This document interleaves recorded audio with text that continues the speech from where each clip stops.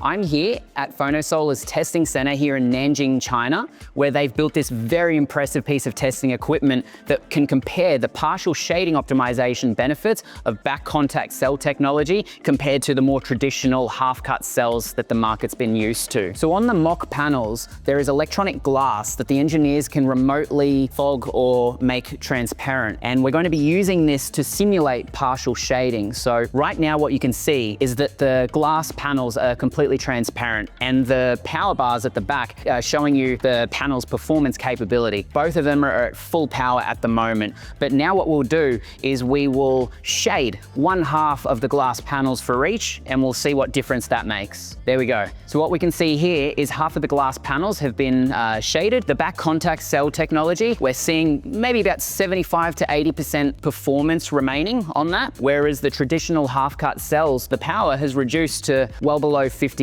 so quite considerable. But let's see what happens when the shading gets much worse. All right, now, all of the electronic glass panels on the modules have been shaded, and what we can see is the back contact cell technology is still producing what looks to be more than 50% of its power capability, whereas the traditional half-cut cells, it's not illuminated at all. So we can effectively say that there's next to no production occurring. Why is this? What is the difference? Well, in back contact cell technology, they're effectively like mini bypass diodes in each of the cells. So when it's partially shaded by things like leaves, bird droppings, or other temporary shading objects, the current basically can bypass around the shade. So that's why you still see very, very good production. Whereas in your traditional cell technologies, there are 3 bypass diodes. So with each bit of partial shading, it can actually, as you can see, take out a fair chunk of the performance capability. And when the shading gets a bit worse, it's again reduced it almost to nothing. Now, another great feature of back contact cell technology is that there are absolutely no bus bars on the front of the module. And this gives 2 key advantages over the more traditional cell types out there. One is you're actually getting much better performance because there is just much more surface area available for the sunlight to be absorbed by the module. But not only just extra performance, you actually get a much better aesthetic than the traditional cell types. You get just a nice uniform finish, which will look much better on your roof.